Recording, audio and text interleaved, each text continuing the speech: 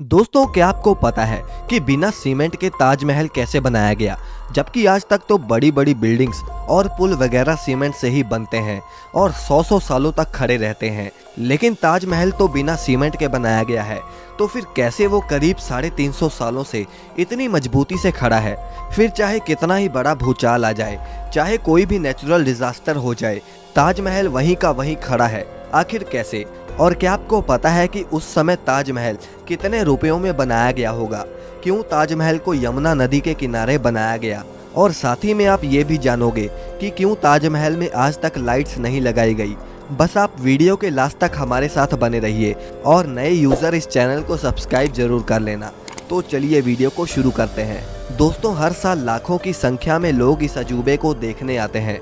आपको इसकी हिस्ट्री का तो पता ही होगा कि कैसे शाहजहां ने अपनी बेगम मुमताज के लिए इतना बड़ा मोनूमेंट खड़ा कर डाला।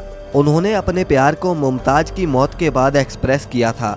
लेकिन दोस्तों, ये बिना सीमेंट के आखिर इतना बड़ा मोनूमेंट खड़ा कैसे हो गया? जबकि सीमेंट का आविष्कार 1824 में एस्परिन नाम के एक इंटेलिजेंट इंसान ने किया था, जो कि इंग्लैंड में रहते थे, और इन्होंने ही दुनिया का सबसे पहला सीमेंट का कंपनी बनाया, जिसका नाम था पोर्टलैंड सीमेंट। और ताजमहल का कंस्ट्रक्शन 1631 में शुरू हुआ और 1648 में जाकर ख़त्म हुआ, लेकिन बिना सीमेंट के ही ये खड़ा हो चुका था, जिसे आज तक एक भी खरोच नहीं आई। दरअसल सीमेंट के इन्वेंशन से पहले आर्किटेक्ट एक खास तरह के पेस्ट का इस्तेमाल करते थे, जिसमें बहुत अजीब अजीब चीज़ें होती थी। और अगर ताजमहल के कंस्ट्रक्शन की बात करें तो इसमें बहुत सारे सेमी प्रीशियस स्टोन्स जैसे कि अकीक, येमेनाइट, फिरोज़ा, लजवाड, मूंगा, सुलेमानी, लहसानिया, तमरा, ये सब पत्थर यूज़ होते थे, जो कि बहुत ही रेयर स्टोन्स थे। और ये उस समय Russia, Rajasthan, Uzbekistan, Iran, Israel, इन सब तरह के दुनिया भर के अलग अलग देशों से मंगाए गए थे। इसमें कुछ अल्ट्रा रेयर स्टोन्स भी यूज़ हुए थे, जैसे कि तिलाई, पाई-जहार, अजूबा, नखोड़, जो कि इतने रेयर हैं कि पता नहीं शाहजहां ने इन्हें कैसे अरेंज किया होगा। लेकिन जो भी उन्होंने किया वो तो एक काबिलिय तारीफ़ है। और तो और जो सीक्रेट पेस्ट ताजमहल को बनाने में इस्तेमाल होता था, उसमें गुड़, बतासा, बेलगरी का पानी जैसी और भी बहुत सारी चीज़ों को डालकर पेस्ट बनाया जाता था। और ये पेस्ट सीमेंट जितना ही स्ट्रॉन्ग होता था। दोस्तों, जहां बुर्ज खलीफा की नींव बड़े बड़े स्टील के पाइप से रखी गई, वहीं ताजमहल की नींव लकड़ियों से रखी गई थी।